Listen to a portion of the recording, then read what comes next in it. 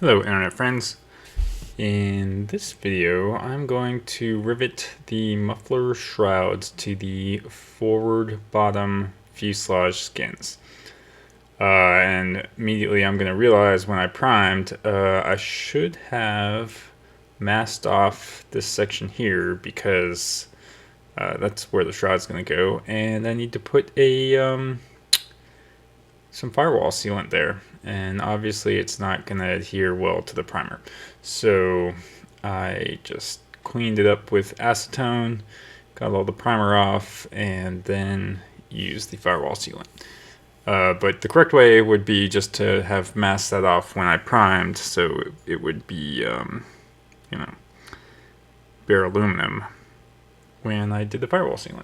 So anyway, this was recoverable. And at the end of the video, I'll make an unrecoverable mistake that I'm sure will haunt me for the next few days and be super frustrating. But enough about that. I also realized that the top of the shroud here is where the fuel pump goes.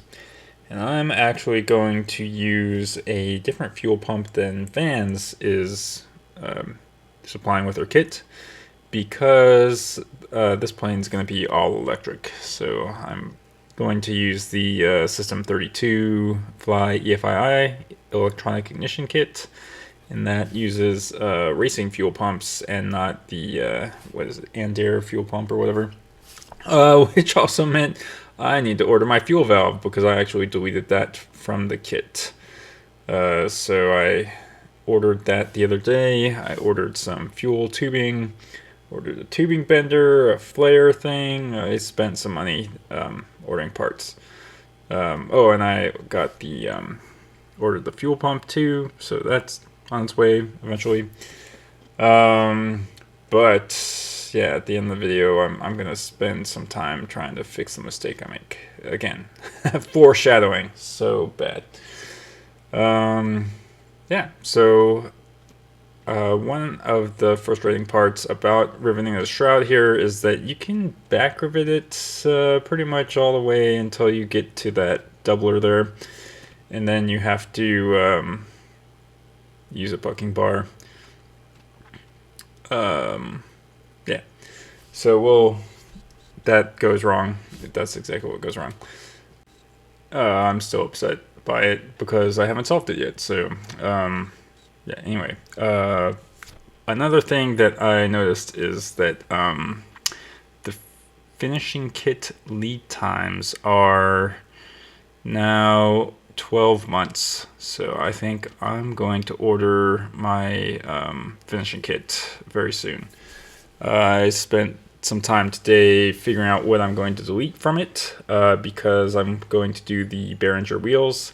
And I added up the costs, and the cost to do the Behringer wheels and the brakes aren't that much more than the van supplied brakes and wheels. So anyway, I need to order that, but also have my deletions ready when I order. So I will probably include that in the video just in case anyone else is wanting to do the same thing. They will know what to delete. But I'm not finished with that, so look for that in a future video.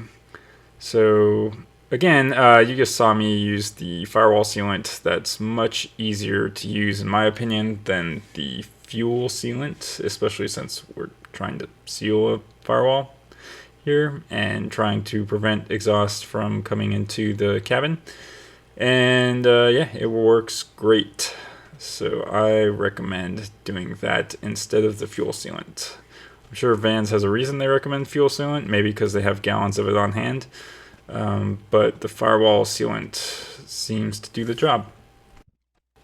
Okay, so now that we're to the end of the video, I'm just going to say my mistake here is that while I'm finishing riveting these rivets here, I slip with the rivet gun and I put a big dent in the skin.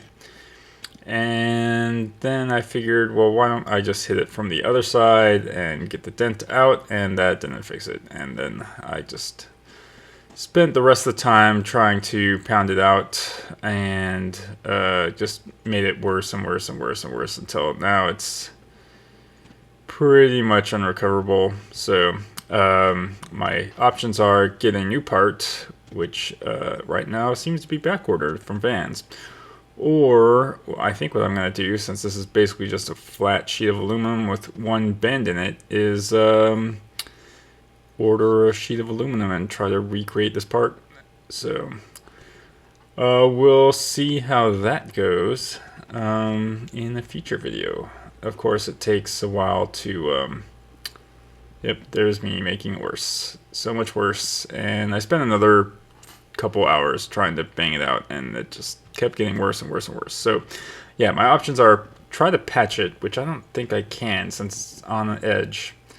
I might have to consult a mechanic and see if that's possible, but I think that would be ugly. So I think fabricating the new part, since it's basically just a flat piece of aluminum, all I gotta do is trace it and cut it out. So it seems simple to me. Well, and then match drill it, but the holes are there. Match drilling is easy. So we'll see how that goes. Stay tuned. If you want to see this part in the Wall of Shame on Slack, come join our Slack group. The link is in the description. I'll see you in the next video.